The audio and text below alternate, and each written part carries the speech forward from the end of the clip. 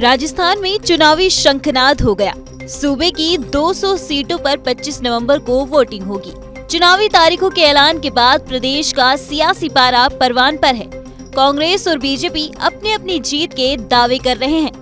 आज हम आपको लेकर चलेंगे राजस्थान की हाई प्रोफाइल सीट टोंक, जहां पर न केवल प्रदेश बल्कि दिल्ली की भी नजर है, क्योंकि ये सीट कांग्रेस के दिग्गज नेता सचिन पायलट का इलाका माना जाता है। लेकिन इस बार बीजेपी ने रमेश भिदोड़ी को टोंक का प्रभारी बनाकर बड़ा दांव खेला है, और वो दांव है गुर्जर फेस का। टोंक में गुर्जर अहम कैसे है, पहले इसे समझते हैं। टोंक में करीब 24% अल्पसंख्यक मतदाता हैं, वहीं करीब 14% गुर्जर मतदाता हैं, जो मुस्लिम मतदाता के बाद सबसे ज्यादा हैं। यही नहीं, टोंक में करीब 12% तक दलित मतदाता और 8% जाट मतदाता हैं, और ये सभी कांग्रेस के वोट बैंक माने जाते हैं। जहां तक गुर्जरों की बात है तो ये कांग्रेस के नहीं बल्कि सचिन पायलट के पक्के वोटर हैं। बता दें कि टोंक सांसद सुखबीर सिंह जौनपुरिया भी गुर्जर ही हैं, मगर सचिन पायलट का नाम आते ही गुर्जर वोटर कहते हैं, हमें तारे नहीं चांद देखना है, और हमारा चांद पायलट है।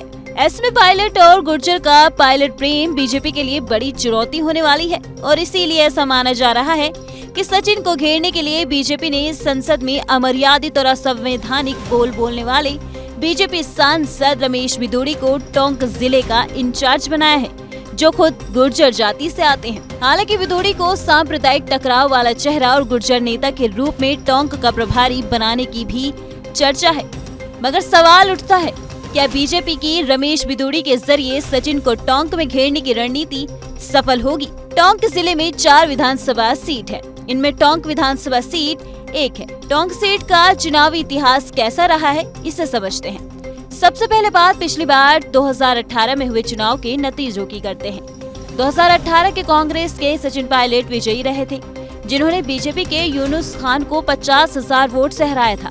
टोंक के अलावा 3 और विधानसभा सीट मालपुरा, निवाई और दियोली उनियारा है। 2018 के चुनाव में कांग्रेस ने मालपुरा सीट छोड़कर तीनों सीटें बड़े अंतर से जीती थी। मालपुरा सीट भी कांग्रेस के सहयोगी दल रालोद ने जीती थी, यानी टोंक जिले की सभी 4 सीटें कांग्रेस और उसके सहयोगी दल ने जीती, और चारों सीटों पर बीजेपी की हार हुई थी। हालांकि 2018 वाले नतीजे 2013 में एकदम उल्टे थे, यानी 2013 में टोंक की चारों सीटों पर बीजेपी का कब्जा रहा था। उस चुनाव में कांग्रेस की हालत बहुत खराब थी। टोंक में तो सिर्फ 15% वोट ही कांग्रेस को मिले थे। लेकिन 2014 में पायलट को कांग्रेस ने राजस्थान का प्रदेश अध्यक्ष बनाया। उसके बाद तो टोंक का मिजाज ही बदल गया।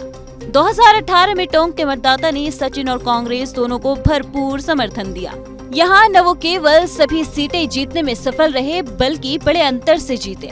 जिस सीट पर 2013 में कांग्रेस को 15% वोट मिले थे, वहाँ 2018 में कांग्रेस को 64% वोट मिले, यानी पिछले चुनाव की तुलना में 4 गुना ज्यादा। टोंक और सचिन पायलट को लेकर 2008 से बात करें तो 2008 से लेकर टोंक में अब तक 6 चुनाव हुए हैं। पायलट के प्रदेश अध्यक्ष बनने से पहले 3 चुनाव 2008 और 2013 विधानसभा चुनाव और 2009 लोकसभा चुनाव हुए, और प्रदेश अध्यक्ष बनने के बाद 2014 और 2019 में लोकसभा चुनाव और 2018 विधानसभा चुनाव। पहले 3 चुनाव में टोंक जिले के कांग्रेस को राज्य की तुलना में कम वोट मिले, लेकिन सचिन के अध्यक्ष बनने के बाद सभी 3 चुनाव में टोंक जिले में कांग्रेस को ज्यादा वोट मिले हैं। यानी टोंक में कांग्रेस का चुनावी प्रदर्शन में सचिन पायलट का एक महत्वपूर्ण योगदान रहा। पायलट कांग्रेस के बड़े नेता हैं, उप मुख्यमंत्री रहे हैं।